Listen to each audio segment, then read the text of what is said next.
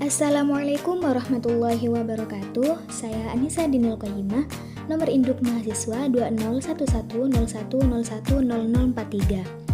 Di sini saya akan menjelaskan tentang materi kelas 7 MTS semester 2, yaitu mengenai adab membaca Al-Quran dan berdoa. Pada tema adab membaca Al-Quran dan berdoa ini membahas dua pembahasan, yaitu A. Membaca Al-Quran dan B. Berdoa. Pembahasan yang pertama yaitu membaca Al-Quran. Al-Quran artinya adalah kalamullah yang diturunkan kepada Rasulnya dan penutup para nabi, yaitu Nabi Muhammad SAW, yang diawali dengan surat Al-Fatihah dan diakhiri dengan surat An-Nas. Namun ada juga beberapa yang mengartikan bahwa Al-Quran itu adalah kalamullah yang diturunkan kepada Nabi Muhammad dengan perantara malaikat Jibril secara berangsur-angsur dan menjadi petunjuk atau pegangan hidup bagi umat Islam, dan apabila membacanya bernilai ibadah.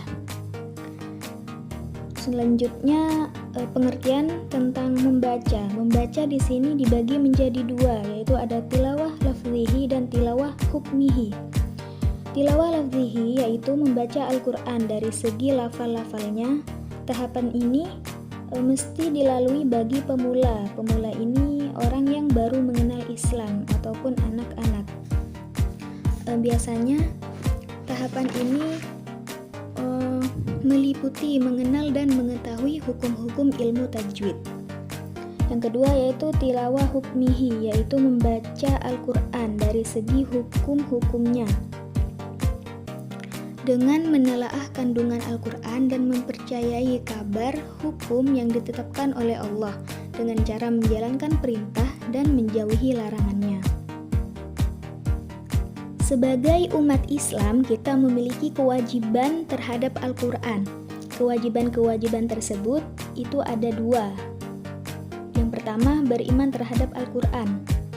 Konsekuensi seorang mukmin terhadap Al-Quran adalah mempelajarinya, membacanya, sekaligus mentadaburinya untuk mendapatkan nasihat dan pelajaran yang ada di dalamnya. Karena salah satu dari sifat Al-Quran ini sebagai mau'izah, artinya nasihat atau pelajaran. Yang kedua, menjalankan perintah Al-Quran.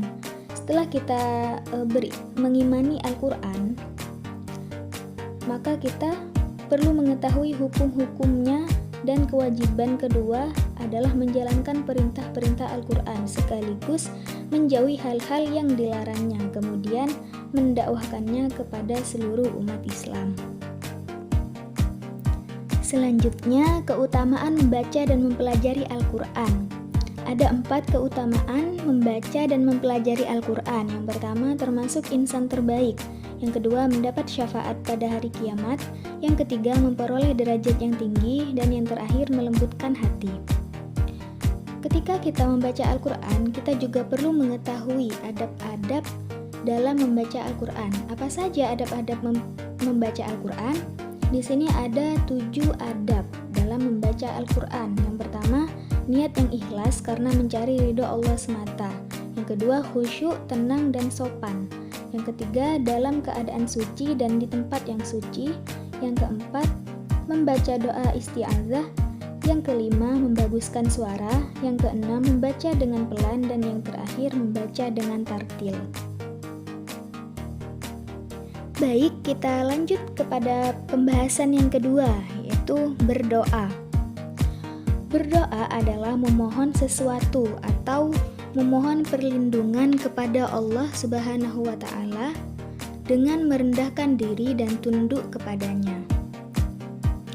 Doa mempunyai beberapa manfaat, yaitu terhindar dari keputusasaan, terhindar dari sifat sombong dan takabur, menjadikan hati menjadi tentram dan tenang, merasa dekat dengan Allah, dan Allah menyediakan tempat yang mulia di sisinya bagi orang-orang yang berdoa. Selanjutnya ada lafal doa. Ketika berdoa, diperbolehkan kepada setiap orang untuk memohon kepada Allah dengan menggunakan menggunakan bahasa sendiri ataupun dengan menggunakan bahasa Arab. Banyak macam lafal-lafal doa yang indah diucapkan, mudah dimengerti dan diajarkan dalam bahasa Arab.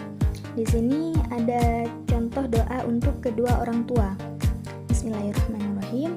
Rabbil firli wali walidayya warhamhuma kama rabbayani shaghira, yang artinya, ya Allah, ampunilah aku dan kedua orang tuaku, kasihinilah mereka sebagaimana mereka mengasihi aku sewaktu aku masih kecil. Selanjutnya, tata cara berdoa atau adab-adab berdoa. Ada 6 adab-adab berdoa. Yang pertama, dimulai dengan pujian terhadap Allah Subhanahu wa Ta'ala dan sholawat kepada Nabi Muhammad SAW. Yang kedua, dilakukan dengan serius sambil mengangkat kedua tangan. Yang ketiga, membaca doa hendaknya khusyuk dengan suara yang pelan. Yang keempat, mengulang-ulang doa dengan merasa tidak pernah putus asa kalau doa itu belum dikabulkan. Yang kelima, dilakukan dalam keadaan suci, baik itu badan, pakaian, dan tempat. Yang keenam, memahami makna dari doa yang dibaca.